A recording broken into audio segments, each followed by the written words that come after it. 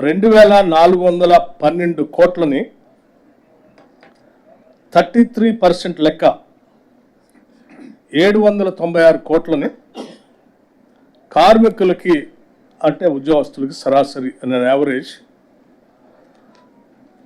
1,90,000 రూపాయలుగా 1,90,000 రూపాయలుగా పంచేటువంటి కార్యక్రమాన్ని ఈ సందర్భంగా ముఖ్యమంత్రి గారి సమక్షంలో యావత్ మంత్రిమండలి మొత్తం సింగరేణి యాజమాన్యంతో కలిసి ఇప్పుడు ప్రకటిస్తూ ఉన్నాం.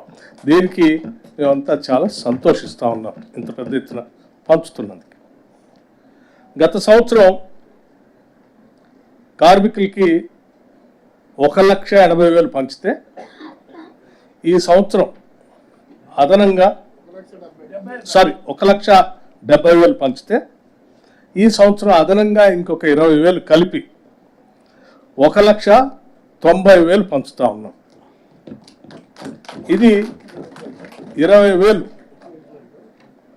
అదనంగా మనం ఈ సంవత్సరం కార్మికులు పంచుతాము. ఇది కాకుండా కూడా ఇంకా కార్మికుల భవిష్యత్తు కోసం పెద్ద ఎత్తున సింగరేణి సంస్థ చేత విస్తరించడానికి తీసుకోవాల్సిన చర్యలు కూడా చేపడతా ఉన్నాం.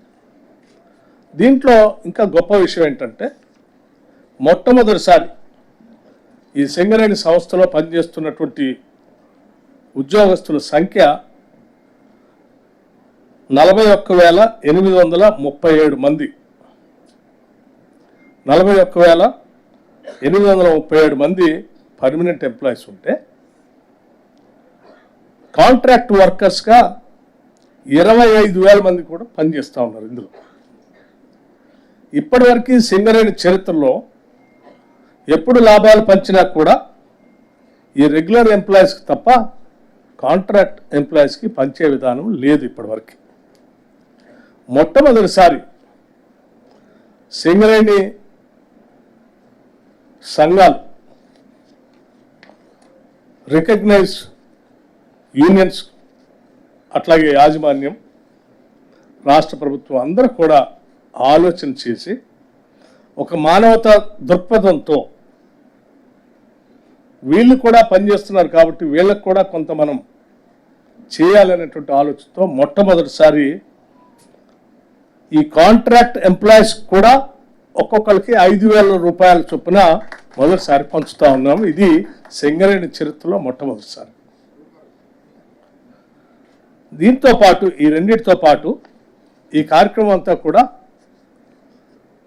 దసరా పండగ కంటే ముందే ఈ లాభాలని ప్రకటించాలని, తద్వారా సింగరేణి కార్మికులంతా కూడా దసరా సందర్భంగా పెద్ద ఎత్తున వాళ్ళు ఉత్సవాలు చేసుకోవాలని ఆలోచనతో ఈ కార్యక్రమాన్ని ఇప్పుడు ప్రకటిస్తూ భవిష్యత్తులో ఈ లాభాలు వాళ్ళతో పంచడంతో పాటు సింగరేణి వ్యవస్థని వాళ్ళ నెక్స్ట్ జనరేషన్స్ కూడా ఉపయోగపడేటట్టుగా